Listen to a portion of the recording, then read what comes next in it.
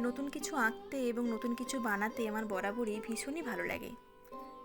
দিনে 24 ঘন্টার খাওয়া আর ঘুম বাদে যেটুকু টাইম থাকে সেটা আমার এই আঁকা আঁকির পেছনেই যায়, কিন্তু তার জন্য কখনোই আমার বোরিং লাগে না, বরং আরও ভালোই লাগে।